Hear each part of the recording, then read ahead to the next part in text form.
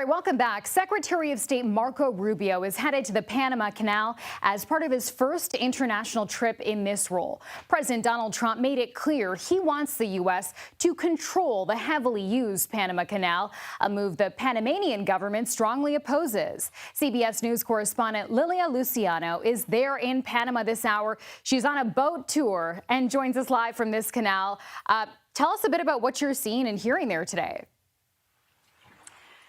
Well, Chanel, I've been here for several days working on a story about the Panama Canal, about the relationship with the United States. And look, one of the things that I've found most interesting, yesterday I was in a press conference with the president of Panama, who had been very tight-lipped about the relationship with the United States, about his feelings and his thoughts and everything having to do with the canal, only saying things like the Panama Canal is and will remain Panama's. But yesterday at the press conference, he went into greater detail. I asked him, specifically, why is it in the U.S.'s interest to keep the Panama Canal in Panama's hands? And there are geopolitical reasons for this. There are, of course, reasons of respecting Panama's sovereignty. But he, specifically said, look, it's not about whether it's in the U.S.'s interest. The Panama Canal is ours. I have been talking to a lot of Panamanians who say that it's not just a pride and a sense of identity that this canal, where we are, brings to them, that despite it being built financed to be built by the United States over 100 years ago, that it is a part of their land, that it employs more than 9,000 people. Panamanians, when the Panama Canal was in the hands of the United States, when the U.S. owned it, were not really allowed into many areas within the canal zone. Now, 100% of the people who work in the Panama Canal, which represents 5% of all global trade, which, the U.S. is its main user.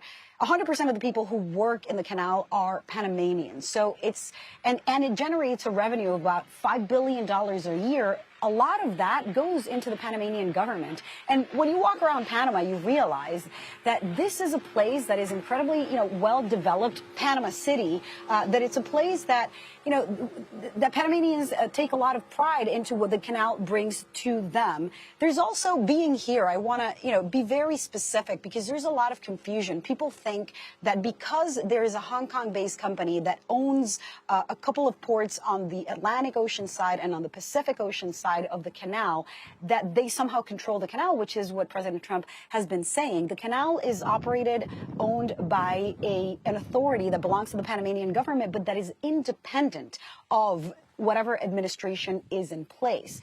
And so it's, they are the ones who charge the fees. Yesterday, we saw a large vessel that pays around $1 million just to traverse the canal. And those funds go not to the companies that own the ports. They don't necessarily even have to use the ports. The ports are one thing. Another very different thing is traversing the canal. And so this is a huge part of the Panamanian economy and a huge part of the U.S. economy, of course, as well, with 40% of container shipping going to the United States traversing through here. So there's a great sense of pride, but there's also, from the part of the president, what he was telling us yesterday is, look, the United States needs to see that we are such a strong partner, such a strong ally, especially in the matters that matter most to U.S. voters who chose and elected Donald Trump as president: migration.